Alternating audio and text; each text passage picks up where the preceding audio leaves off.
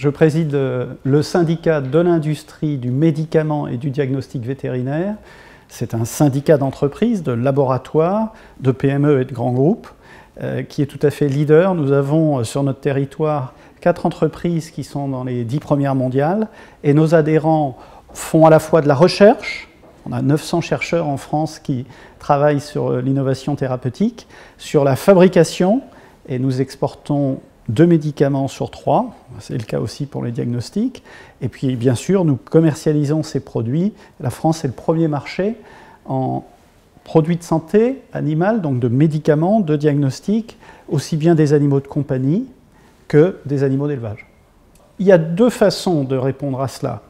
La première, c'est que des pays d'innovation dans le secteur de la santé, il y en a très peu, dans la santé animale et dans la santé humaine. Pour prendre la santé animale, nous avons les 3 leaders américains, nous avons ces 4 leaders français et 2 allemands. Avec cela, ça concentre, vous voyez, pratiquement sur 3 pays, l'identité des entreprises capables réellement d'innover dans les produits de santé animale.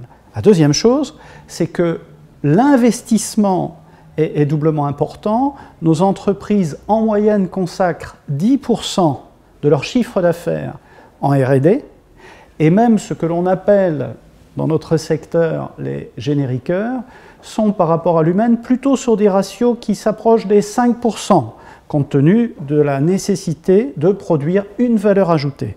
Alors je pense qu'elles ont d'abord un avantage, c'est de pouvoir réagir rapidement. Le circuit de décision est assez court, et j'ai le cas dans le diagnostic, par exemple, d'une entreprise qui est à Montpellier, IDVET, qui lors d'une émergence a été capable en quelques semaines de trouver le diagnostic vétérinaire qui allait pouvoir être utilisé pour identifier un nouveau virus qui arrivait sur le territoire français. Et je pense que l'atout clé d'une petite entreprise, c'est une entreprise d'à peu près 50 personnes, c'est sa réactivité et sa capacité de prendre rapidement des décisions. Mais écoutez, quand je regarde l'histoire de notre industrie, ce qui est frappant, ce qui est marquant, c'est que ces entreprises se sont développées autour de leaders. Et je dirais aux jeunes créateurs de croire en leur potentiel. Parce que si je prends notre français Mérial, Charles Mérieux, qui a créé mon syndicat, est la figure emblématique. Si je prends Virbac, qui est à Nice, nous avons le créateur, Monsieur Dick, qui était docteur vétérinaire et qui a créé l'entreprise qui en a fait un groupe mondial. Si je regarde Monsieur Frechin à Lure, qui est pharmacien à Lure, il crée le groupe Vétoquinol.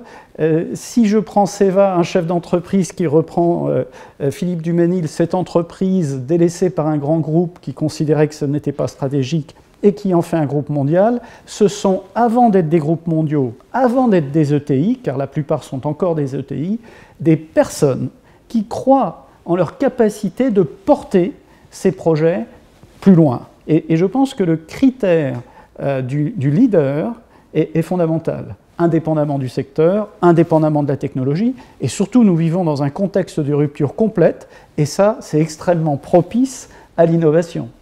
On a organisé ici au MEDEF il y a quelques jours un colloque sur l'Open Innovation. Je pense que la capacité d'ouverture des entreprises de cette taille est cruciale.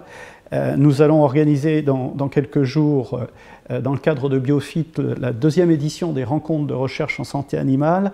Nous avons pour la première édition réussi à organiser 414 rendez-vous entre la recherche académique qui est assez puissante en France et qui est performante, nos entreprises qui ont un vrai savoir-faire sur les modèles économiques, la production, le développement, et des startups qui viennent tester en quelque sorte la capacité que leur innovation rentre dans le modèle économique viable. Et donc je pense que cette capacité d'intégrer l'open innovation dans tout ce que cela comporte, je dirais dans la redescente dans l'organigramme de l'entreprise, la capacité de se greffer sur la recherche publique avec des partenariats publics-privés sont quand même des atouts qui restent clés dans le contexte actuel. Je pense qu'il y a aussi l'internationalisation, car lorsque vous êtes sur un secteur aussi divers que celui de la santé animale. Vous avez forcément en face de vous des défis qui consistent à nourrir la planète. Nous allons devoir augmenter la capacité des élevages pour nourrir demain 10 milliards d'habitants. Ça veut dire que dans les 15 ans qui viennent, on va devoir augmenter de 40% la production d'aliments issus de l'élevage. Quand on sait que les maladies animales, en règle générale, sur la planète, conduisent à la destruction de 20%, à la mortalité de 20% des animaux, vous voyez que les défis sont considérables. On va avoir la COP21, la façon dont on va pouvoir réduire l'impact de l'élevage. Tout passe par l'innovation. Et donc, le respect de l'animal, du bien-être animal. La population est à la fois très sensible à la sécurité alimentaire et au traitement des animaux, et pas seulement des animaux de compagnie. Tout cela sont des défis. Et donc, je pense que je donnerais comme conseil l'internationalisation, d'abord pour équilibrer les risques, parce qu'il est rare que les choses aillent mal partout en même temps. Diversification, parce que quand je vois aussi la place de la pisciculture, par exemple, ou de la production aviaire, ce sont des marchés très porteurs. Des zones géographiques, comme l'Asie. J'ai reçu la semaine dernière le directeur de l'agence du médicament chinoise qui me disait qu'il a 140 millions de chiens.